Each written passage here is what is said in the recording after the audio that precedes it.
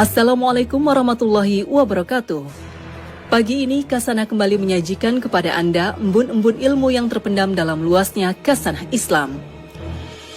Pemirsa Kasanah, banyak orang masih menganggap kemenyan hanya sebagai alat untuk ritual-ritual mistik pada dukun, pengantar sesajen penyembah berhala, dan semacamnya. Mereka mengidentikan bau kemenyan dengan pemanggilan arwah dan aroma yang menyeramkan yang dikira akan bisa membuat para lelembut dan setan-setan berdatangan. Memang wajar saja jika banyak masyarakat, khususnya di Indonesia, yang risih dan alergi atau kurang sreg dengan barang antik bernama kemenyan. Sebab di Indonesia, umumnya kemenyan yang bentuknya seperti kristal dan diletakkan di atas bara api dalam wadah tanah liat memang menjadi trademark para dukun dan paranormal.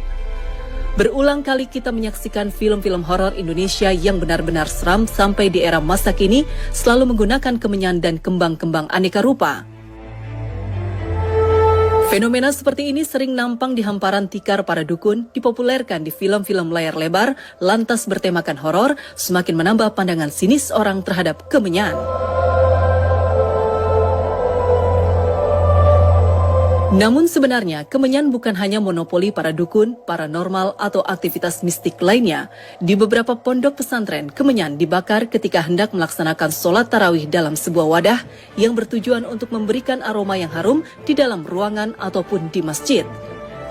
Di beberapa daerah, kemenyan dibakar ketika berlangsung acara pernikahan. Ada juga yang membakar kemenyan pada setiap kali pertemuan seperti majelis taklim, majelis tahlil, acara selamatan, tempat ziarah, dan lain sebagainya.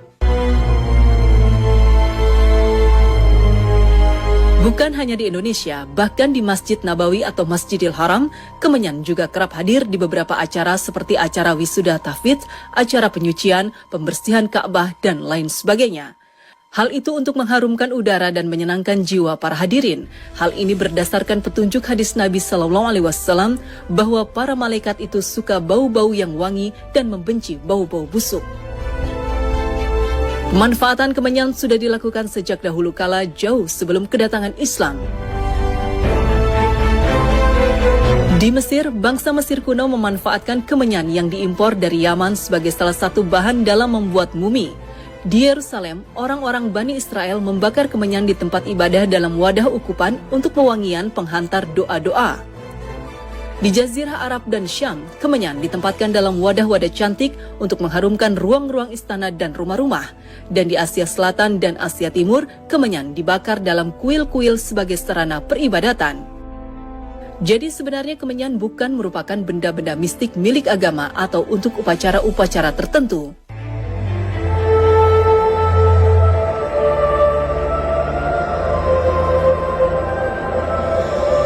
Ternyata kemenyan memang memiliki banyak manfaat. Saat ini untuk wangi-wangian, juga sebagai pengobatan, bumbu rokok, bahkan untuk aromaterapi. Kini para ilmuwan telah mengamati bahwa ada kandungan dalam kemenyan yang menghentikan penyebaran kanker. Namun belum diketahui secara pasti kemungkinan kemenyan sebagai anti kanker.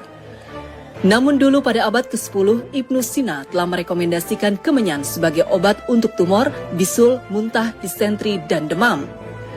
Kemenyan yang biasa digunakan untuk urusan mistis ternyata berdasarkan hasil penelitian juga mampu menurunkan kadar kolesterol jahat.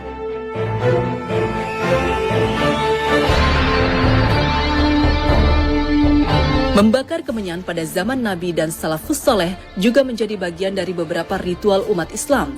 Nabi Muhammad SAW dan para sahabat sendiri sangat menyukai wangi-wangian, baik yang berasal dari minyak wangi hingga kemenyan, sebagaimana disebutkan di dalam berbagai hadis dari Nafi yang menyatakan bahwa apabila Ibnu Umar mengukup mayat membakar kemenyan, maka beliau mengukupnya dengan kayu gaharu yang tidak dihaluskan dan dengan kapur barus yang dicampurkan dengan kapur barus.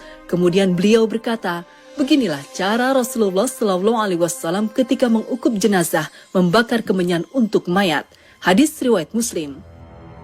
Juga hadis riwayat Abu Hurairah radhiyallahu anhu yang menyatakan bahwa Rasulullah SAW bersabda, golongan penghuni surga yang pertama kali masuk surga berbentuk rupa bulan pada malam bulan purnama, sampai ucapan beliau, nyala perdupaan mereka adalah gaharu. Imam Abul Yaman berkata, maksudnya adalah kayu gaharu. Hadis riwayat Bukhari.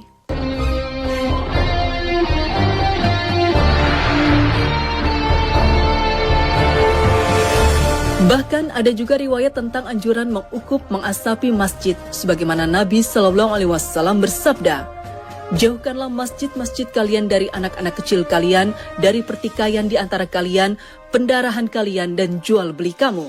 Ukuplah masjid-masjid itu pada hari perhimpunan kamu, dan jadikanlah pada pintu-pintunya itu tempat-tempat bersuci kalian." Hadis riwayat Tabrani, Ibnu Majah, dan Abdul Razak.